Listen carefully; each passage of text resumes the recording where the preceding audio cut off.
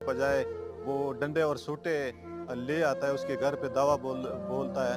और मोहम्मद सलीम इस वक्त दरवाजे पे खड़ा होता है, और ये मलक रशीद अपने भतीजों के साथ आता है, डंडे और सूटे इसके हाथ में होते हैं, उसको पकड़ लेते हैं, बाहर ले आते हैं, उसको दरवाजे से बाहर लेते हैं, और उसके बाद उसके साथ इतनी जुल्म करते हैं कि उसकी चीखें पूरे मतलब ततराल गांव को सुनाई देती है, जो कि रावलपिंडी का इलाका है।